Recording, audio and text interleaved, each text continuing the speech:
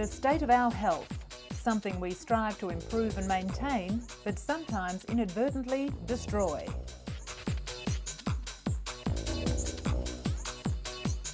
Universally, it's vitally important. The Germans have a universal word for it. Gesundheit. Coming up in today's edition, we see what life's like for the first generation of teens born with HIV through the eyes of one brave young man. And while the antiretroviral drugs are improving, people's prejudices have hardly changed at all. Since 57 BC, the ginseng root has been cultivated for its medicinal properties. It's thought to improve circulation, heal respiratory diseases, and boost vitality. Now, researchers at Seoul National University claim the root may even suppress cancer. In Russia, a summer camp has been turned into a center for the treatment of children with mental and physical disabilities. The camp, funded and run by a Moscow medical charity, uses animals in its unique rehabilitation program. And seeing the plaque that envelops the mind of Alzheimer's sufferers, a major breakthrough in diagnosing this ravaging illness. Patients are injected with a new chemical that seeks out the abnormal deposits in the brain.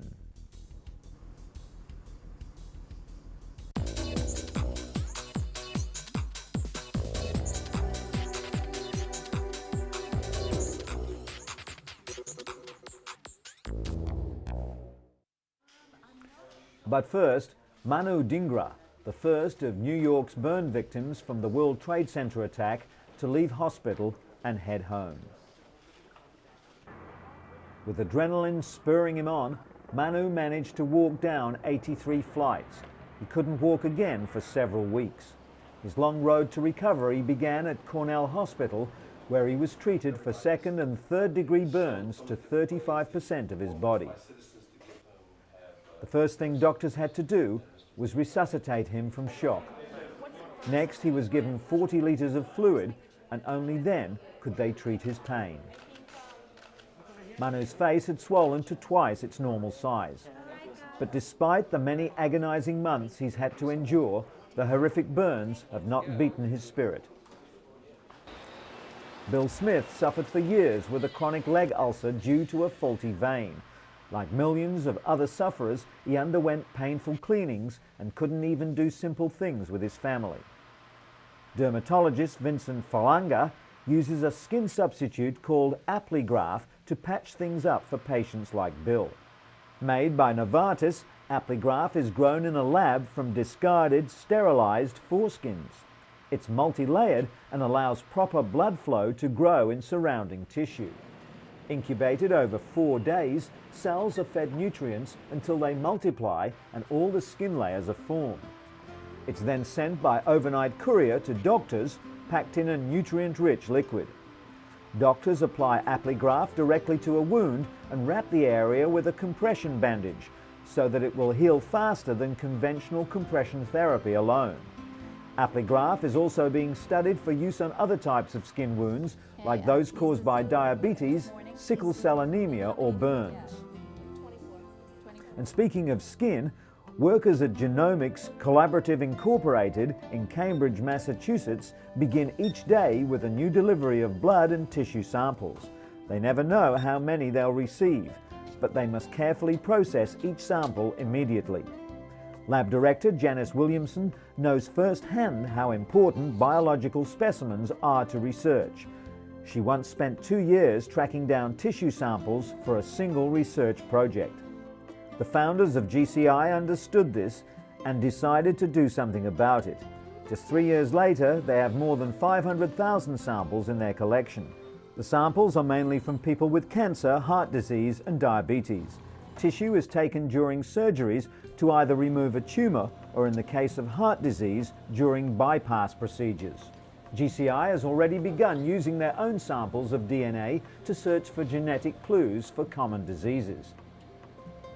With hundreds of samples on each chip, they're helping others as well as themselves fund and potentially find future cures. And for the past 4 years, Diana Campuzano has been on the painful road to recovery. She was badly injured during a 1997 Jerusalem suicide bombing. She's seen here being treated moments after the bomb ripped open her face. We're so used to scenes like these that we rarely comprehend the scale of the trauma that victims must cope with after the attack. It's taken 8 painful surgeries to reconstruct bones, put pins in her skull, fix shattered eardrums, remove scar tissue, and even tattoo eyebrows back onto her face. Today, surgeons are trying to reduce scarring on Diana's forehead. There are some things that can't be fixed. The scarring from burns, her eyesight in one eye, and of course the emotional distress. The bombing has left Diana suffering post-traumatic stress disorder, crippling anxiety and flashbacks. Her faith has been tested to the extreme, but ultimately it has seen her through the tough times. According to Diana, despite it all, she's grateful to be alive.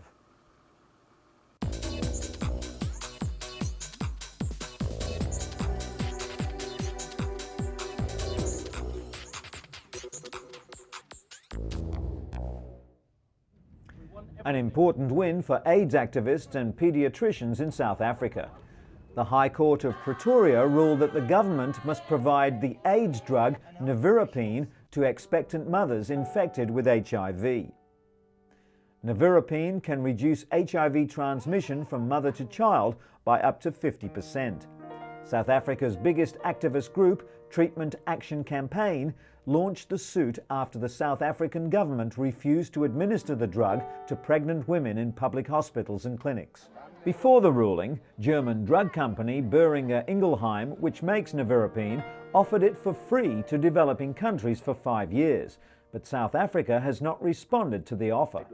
The decision requires President Mbeki's government to formulate a plan for dispensing the drug. But the government argues that even if given nevirapine, women will still transmit HIV to their children through breast milk. As many as 70,000 children are born HIV positive here each year. As HIV continues to spread across the globe, the cost of treating the deadly virus is becoming more prohibitive. The drug cocktail costs each patient $15,000 a year, more than the average person's wages in many developing countries. But US scientists report that it may be possible to cut a patient's dosage in half, reducing side effects and cutting costs. Researchers at the National Institutes of Health in Bethesda, Maryland, took a group of 10 patients and put them on intermittent treatment, 7 days on drug therapy and 7 days off for 68 weeks.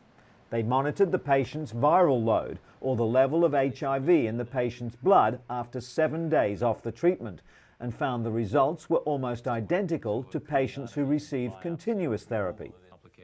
Cutting back on highly active antiretroviral therapy, or HAART, can suppress the virus without creating resistant strains.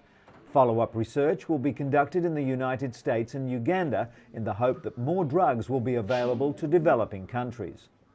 The cost reduction could also prove critical in places like Africa, where more than 28 million people live with the virus. Justin Ligreki is like any other 18-year-old, going to school, hanging out with friends and following the football. But Justin is also part of the first generation of teenagers born with HIV. Daily antiretrovirals make him feel sick, but it's the emotional battle that's the hardest, like deciding to tell schoolmates about his HIV status. The fact that drugs are keeping teens alive well into adulthood has brought a new set of problems, like dating. Despite his HIV, Justin does have a steady girlfriend. Justin's adoptive mum, Melody, initially didn't want him to reveal his HIV status, knowing the bigotry he'd face. But instead of hiding, he set up a foundation to fight prejudice. No one knows how long this first generation of HIV-born babies will live, but Justin remains optimistic.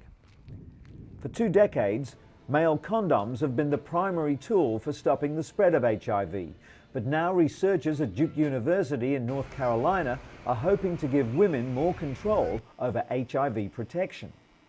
While much attention is focused on time-consuming and expensive research, Dr. David Katz is leading research on a relatively simpler topical compound.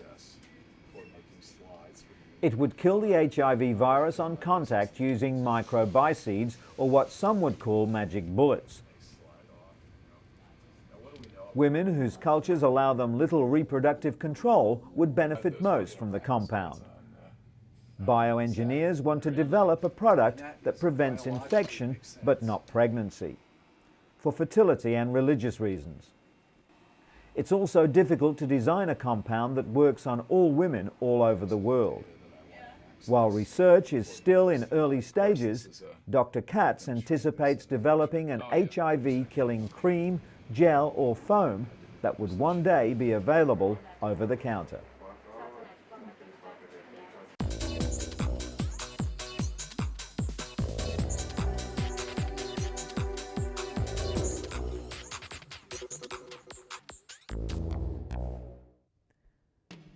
The ancient medicinal ginseng root is big business in Korea. Like cherished artwork, the older it gets, the more it costs. A 124-year-old root was recently auctioned off for a staggering $81,000 US. The reason? Ginseng is thought to improve circulation, heal respiratory diseases, stave off colds, and boost vitality. Since 57 BC, the root has been cultivated for its medicinal properties. The Korea Ginseng Corporation produces 600 tons of red ginseng each year, 40% of which is exported. Ginseng derives its pharmacological property from a soap-like substance known as ginsenoside. Now, researchers at Seoul National University claim the root could even suppress cancer. Such scientific accolades are only expected to boost sales and expectations even higher.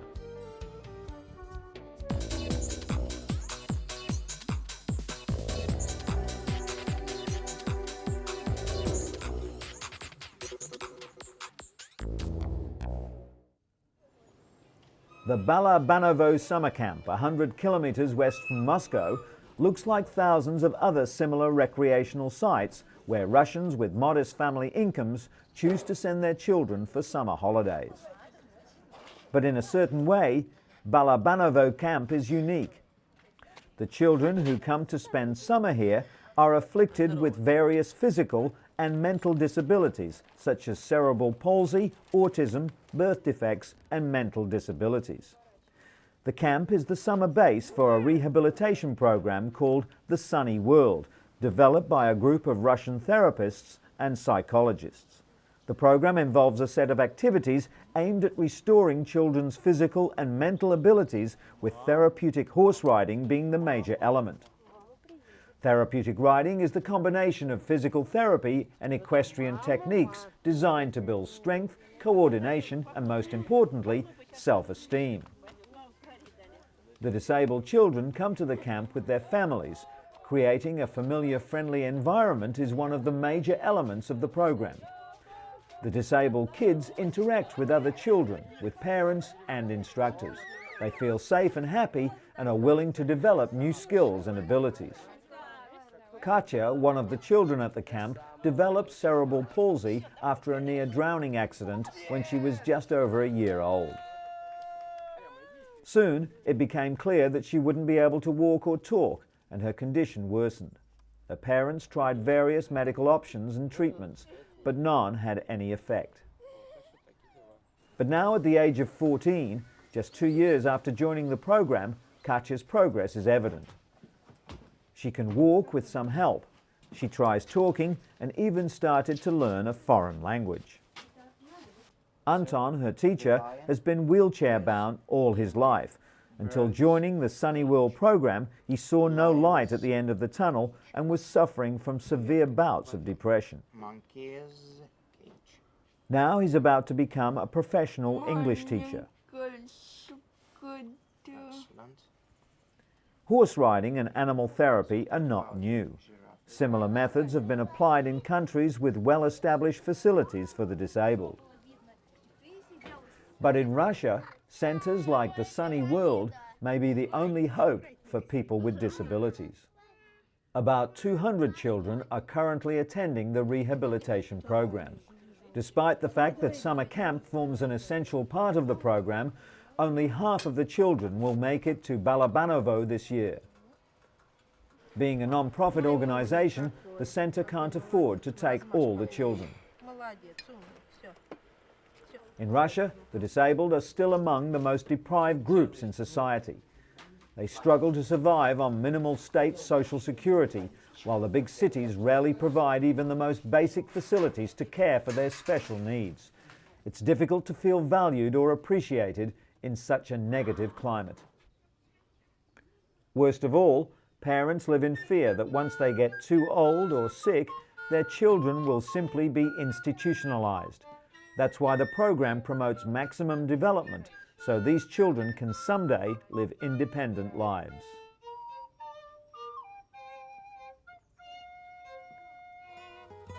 And in an update to a story we brought you a few weeks ago, separated Siamese twins Ganga and Jamuna Shrestha are going home to Nepal.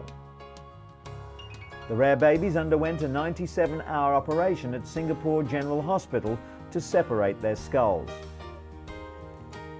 Jamuna, the stronger of the two, is learning to sit, while Ganga is gaining control of her head but has difficulty fixing her vision. The babies have not suffered any major strokes, brain swelling or infections, according to Professor Ho Lai Yun. Dozens of well-wishers, doctors and nurses were at the airport to bid them farewell. The twins and their family spent more than a year in Singapore and will return one day for more reconstructive surgery. After an emotional and thankful scene, the twins, their parents and grandparents left for Kathmandu. There they'll stay until the girls are healthy enough to return to their distant home village with only scant medical facilities. In stark contrast, a beacon of hope shines brightly in New York City. The Montefiore Children's Hospital offers the latest technology and surrounds to help youngsters deal with what can often be a scary experience. Movable computers allow healthcare providers to take notes more easily and ensure that proper medications are prescribed. The kid-friendly environment encourages patients to learn as well as heal. The lobby highlights the building blocks of life, and each ward has a theme. The playrooms and ceilings keep the mood bright, while a mural with daisies and a farmyard hides scary-looking equipment. But for kids, it's all about that big TV. Best of all, any child is welcome at Montefiore. That's why it's situated in one of the roughest neighborhoods in New York. The high-tech wonder can turn an often terrifying experience into a time of wonder and exploration.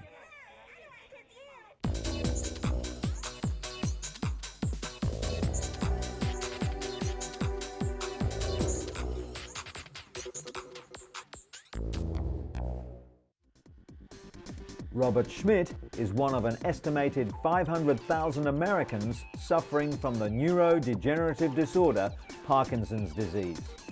Researchers say the disorder is caused by a combination of factors, both environmental and genetic. But new research in the latest issue of the Journal of the American Medical Association suggests a link between Parkinson's disease and another neurodegenerative disorder, Alzheimer's, via a protein called tau. Doctors at Duke University Medical Center believe they'd found the connection on chromosome 17. Unlike the abnormal deposits of tau found in the brains of Alzheimer's patients, Vance says there's no abnormal tau in Parkinson's patients. Instead, researchers are finding a rather common form of protein that increases the susceptibility of developing late-onset Parkinson's disease. Duke researchers have also discovered 5 new genes linked to Parkinson's disease and hope the latest discoveries will bring them one step closer to finding a cure for the debilitating disease. Scientists at the University of California have developed a new way to detect changes in the brain before symptoms of the devastating disease begin. They believe it will revolutionize the way Alzheimer's patients are treated. During testing, a patient is injected with a new chemical which seeks out abnormal deposits in the brain. The patient then enters a PET scanner which shows where the chemical has accumulated. The technique is still undergoing clinical trials, but the potential benefits for Alzheimer's sufferers are huge. Dementia-related diseases affect more than 30% of people over the age of 80. Doctors hope that this breakthrough will lead to new forms of treatment and potentially even a cure. And while we're on the subject of aging, could a simple pill help men go through the infamous midlife crisis? Some doctors now say the midlife change is caused by dropping levels of the male hormone testosterone. This would mean that men go through their own form of menopause, called andropause. Some doctors offer patients testosterone replacement therapy to fight the symptoms of andropause, such as mood swings and osteoporosis. However, other doctors, like psychiatrist Dr. Thomas Wise, say that andropause is not a biological stage of life like menopause, but rather a psychological phase. Testosterone levels drop in men starting as early as age 30, and by age 70 can be half the level found in young men. The testosterone drop is blamed for what was once thought of as normal aging: muscle weakness, sexual dysfunction, weight gain, fatigue, and even high cholesterol. Dr. Wise says that aging is a fact of life, one that may not be alleviated with a simple drug treatment. Rather, he prescribes regular checkups, a healthy diet, and exercise. Okay, good. They say it's never too late to learn a new trick. And Robert Van Cleve is living proof. At 77, he's become a bona fide surfer. Web surfer, that is.